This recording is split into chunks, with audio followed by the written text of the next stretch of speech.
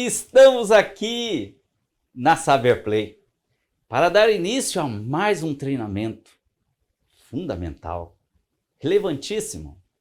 Cuidará este treinamento da apuração do PIS e da COFINS.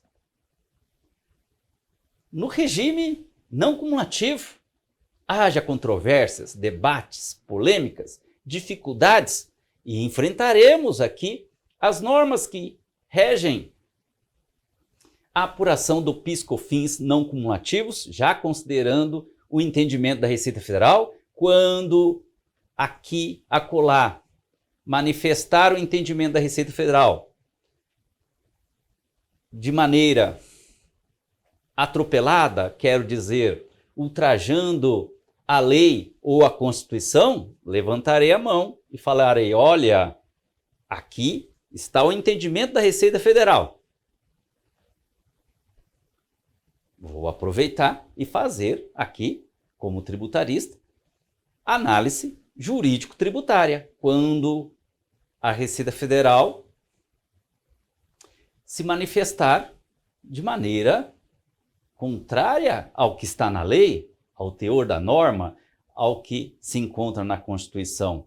E olha, historicamente, a Receita Federal desanda com as contribuições sociais, em especial o PIS/COFINS. O PIS/COFINS, se perguntar uma alegoria, de maneira assim alegórica, que seria então, na minha ótica, essas duas contribuições construídas no tempo?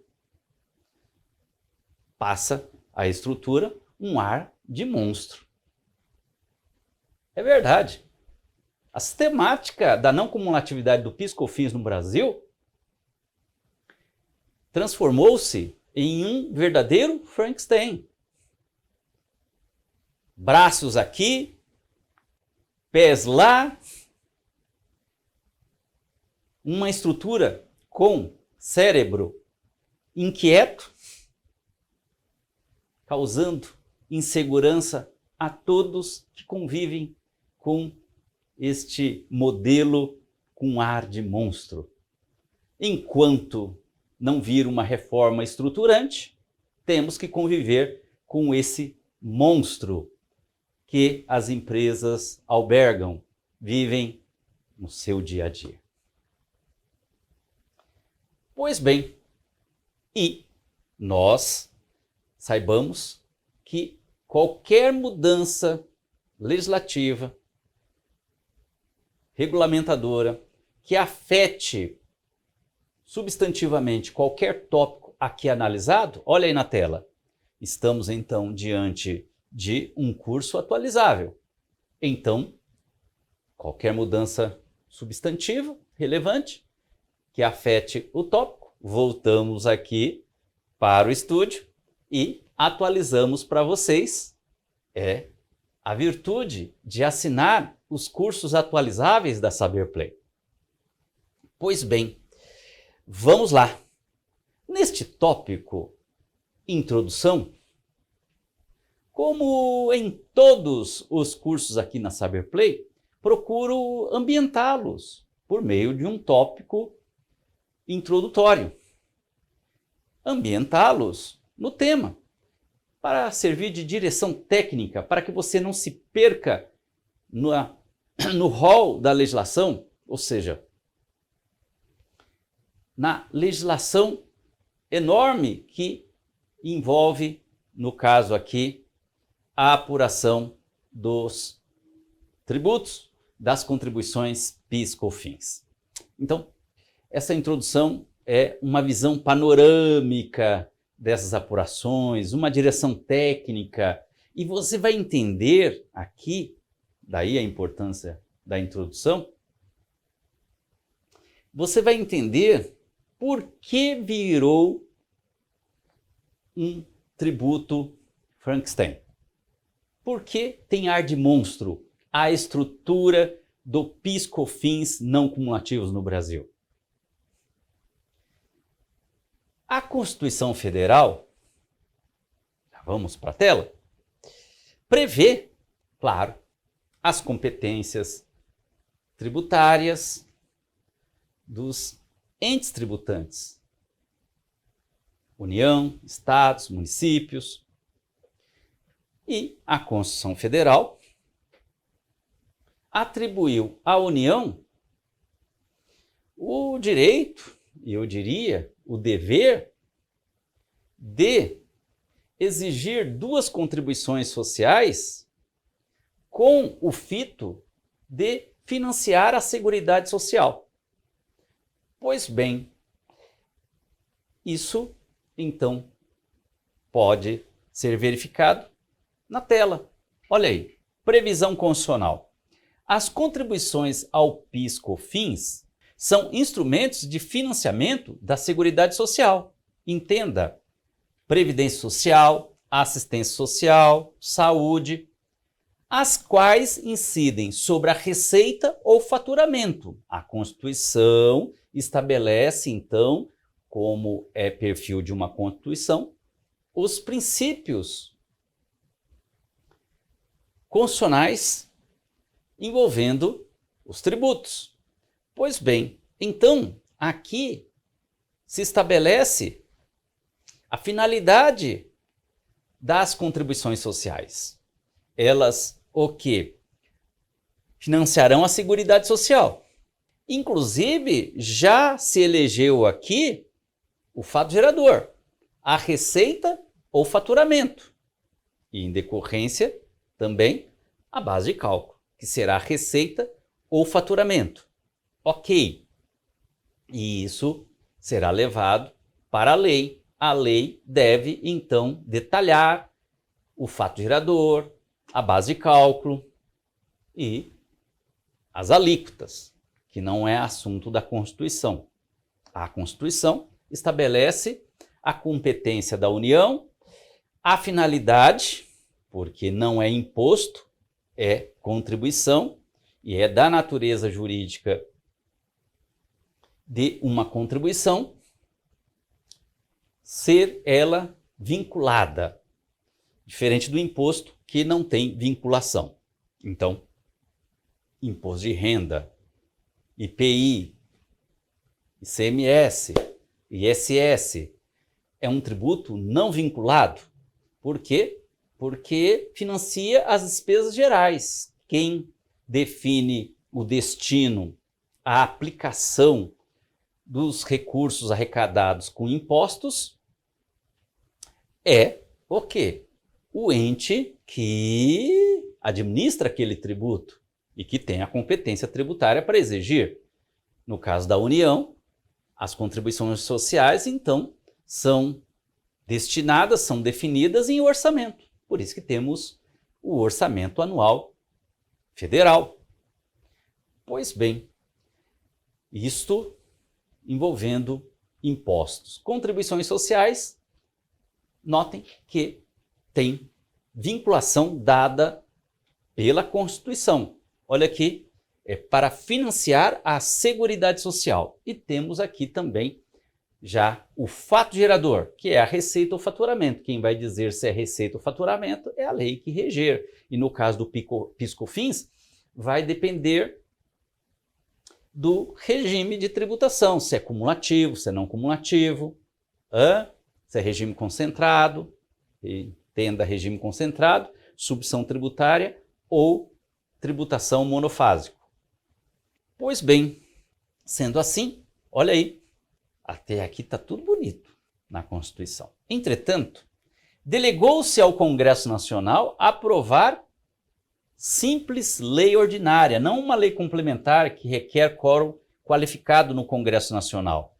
Então, por meio de lei ordinária, se define os setores de atividade econômica para as quais as contribuições serão não cumulativas. Aqui desandou. E por isso que virou um monstrengo a estrutura do PIS/COFINS não cumulativos no Brasil. Foi uma falha da Constituição. Mas por quê, professor? Ora, como você pode ver na tela, delegou-se ao Congresso Nacional aprovar lei ordinária definindo setores. Pois bem, ora, regime não cumulativo, nós temos aqui outros tributos nessa modalidade. ICMS, artigo 155. IPI, também previsto na Constituição. Mas o fato é, o IPI, o ICMS, em relação a esses dois tributos, a Constituição Federal destrincha tais tributos, a sistemática de tributação não cumulativa. No caso do PIS/COFINS, o que ocorreu? A Constituição Federal delegou para o Congresso Nacional e por meio de lei ordinária. No caso do ICMS, nós temos uma lei complementar, com efeito então nacional, que rege esse tributo, a par da Constituição Federal, dar todos os elementos dogmáticos e principiológicos envolvendo o ICMS, como também o IPI.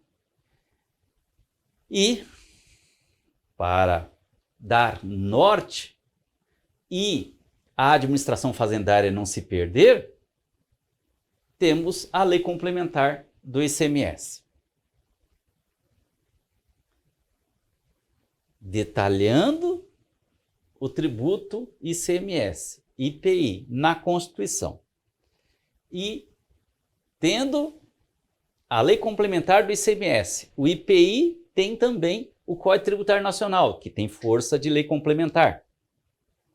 Então, se provou no tempo que o PIS/COFINS, que na sistemática não cumulativa é uma sistemática monstrenga, um sistema Frankenstein, desandou. Por quê? Porque a Constituição, lamentavelmente, não destrinchou e não se detalhou em lei complementar esse tributo.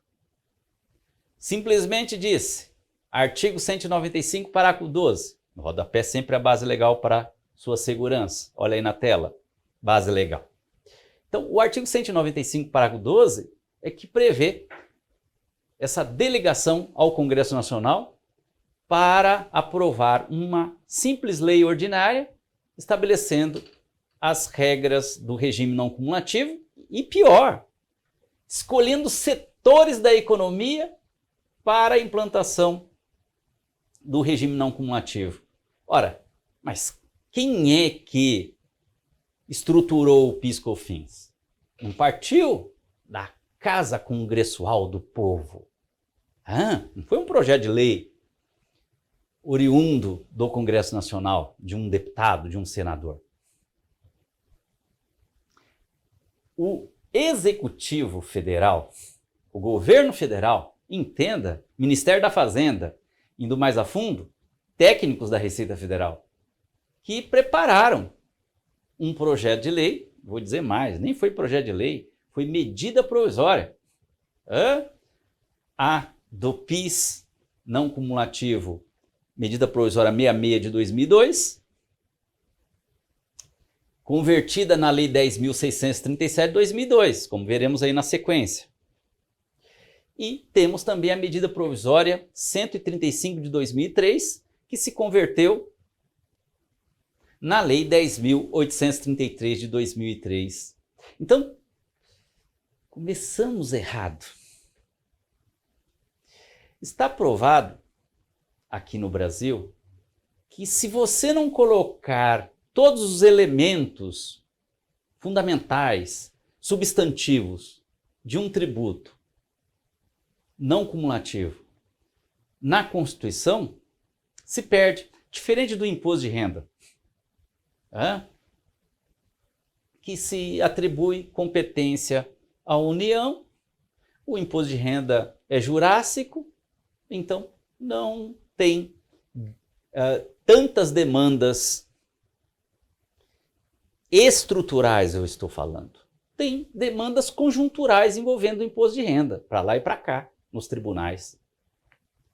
Mas discutir a estrutura do tributo, hoje no Brasil é o PIS/COFINS. Daí a minha defesa de, numa reforma tributária, temos que acabar com o PIS/COFINS no Brasil.